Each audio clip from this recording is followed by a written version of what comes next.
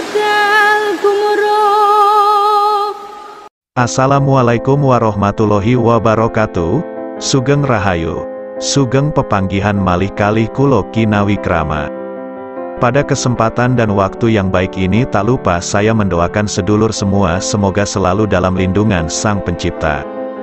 Pada video kali ini saya membawakan cerita atau mitos yang berkembang di Nusantara ini, terutama di kalangan masyarakat Jawa, dari Jawa Barat hingga Pulau Bali. Adapun cerita atau mitos yang akan saya bawakan kali adalah mengenai asal-usul Nyi Roro Kidul. Tapi cerita ini memang berkembang dengan banyak versi, dan yang saya bawakan kali cerita yang begitu populer di masyarakat.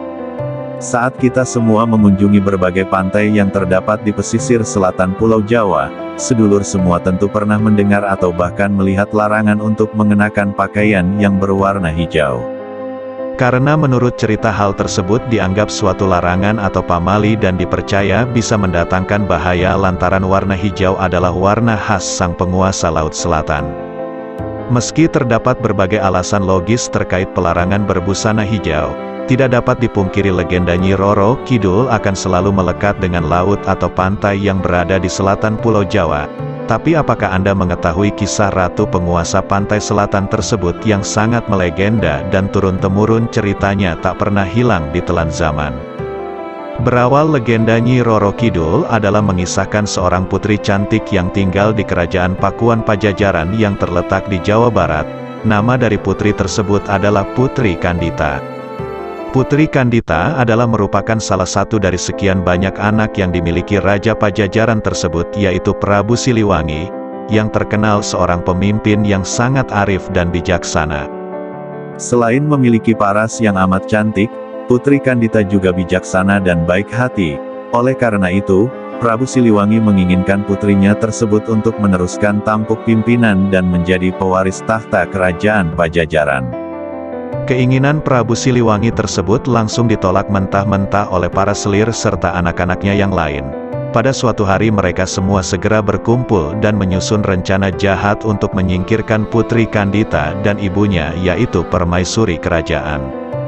Untuk bisa mengusir Putri Kandita dan Permaisuri dari kerajaan, mereka segera meminta bantuan pada seorang penyihir yang tinggal di sebuah desa terpencil. Penyihir tersebut sangat terkenal sakti dan menguasai berbagai ilmu hitam yang dikenal ampuh. Saat mereka tiba dan bertemu dengan penyihir, mereka meminta agar Putri Kandita dan Permaisuri diberi kutukan. Sang penyihir segera beraksi dirinya menyihir Putri Kandita dan ibunya agar menderita penyakit kusta. Pada suatu hari Putri Kandita dan Permaisuri sangat terkejut, sebab mereka bangun dari tidur dan diberi penyakit dengan kulit yang dipenuhi borok dan berbau tidak sedap. Mengetahui hal tersebut Prabu Siliwangi segera memanggil tabib istana untuk menyembuhkan putrinya dan permaisurinya. Setelah mencoba berbagai cara dan ramuan, sang tabib pun akhirnya menyerah dan menyatakan tidak mampu menyembuhkan mereka berdua. Semakin hari, penyakit yang mereka derita kian menjadi. Tubuh Permaisuri yang sudah tua ternyata tidak sanggup melawan kutukan tersebut.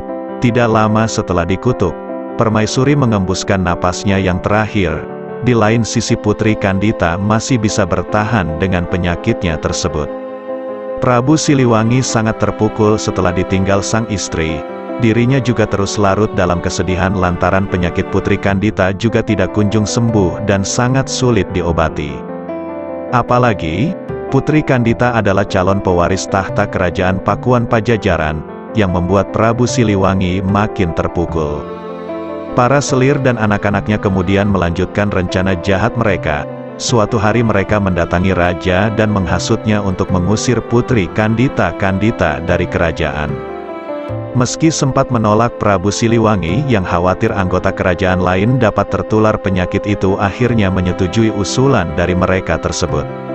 Satu hal yang tidak diketahui Prabu Siliwangi dan para selir, bahwa anak-anaknya saat itu, adalah Putri Kandita mendengar seluruh percakapan mereka. Dengan sakit hati yang amat mendalam Putri Kandita kabur dari kerajaan. Ia keluar dari istana dan berlari tanpa henti serta tanpa tujuan. Ia hanya ingin jauh dari kerajaan Pakuan Pajajaran. Berhari-hari ia berjalan tanpa arah hingga suatu hari ia sampai di pesisir pantai selatan Pulau Jawa. Pesisir pantai itu memiliki banyak batu karang dan ombak yang besar. Karena rasa lelah yang begitu hebat, Putri Kandita beristirahat dan memejamkan matanya di salah satu batu karang. Saat tertidur Putri Kandita mendapat mimpi untuk menceburkan dirinya ke dalam air laut. Dengan menceburkan diri, ia dapat sembuh dari penyakit kusta. Saat ia bangun dari tidur, Putri Kandita merasa kebingungan, sebab tidak ada seorang pun yang terlihat di tempat tersebut. Oleh karena itu dirinya yakin mimpi dan suara tersebut adalah sebuah wangsit yang harus ia laksanakan. Tanpa berpikir panjang Putri Kandita segera menceburkan dirinya ke dalam air laut. Saat tubuhnya menyentuh air borok yang terdapat di tubuh Putri Kandita perlahan menghilang dan akhirnya kulitnya kembali mulus. Karena dalam pikiran Putri Kandita merasa telah dikhianati oleh kerajaannya, Putri Kandita memilih untuk tidak kembali ke kerajaan Pakuan Pajajaran, dan ia memilih untuk menetap di pesisir pantai selatan itu dan tinggal bersama penduduk sekitar pantai tersebut. Karena kecantikannya yang dimiliki, nama Putri Kandita menjadi kian tersohor. Pangeran dari berbagai kerajaan kemudian berdatangan dengan niat melamar Putri Kandita. Karena Putri Kandita tidak tertarik kemudian memberi syarat yang sangat sulit, yaitu mengadu kesaktian di atas gelombang laut pantai selatan.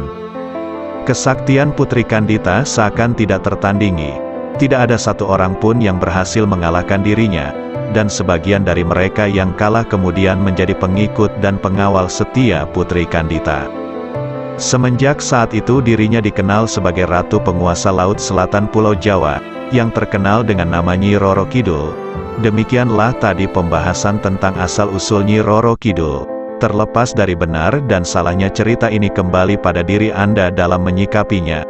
Terima kasih sudah menyempatkan untuk menonton video ini. Sampai jumpa dengan video berikutnya.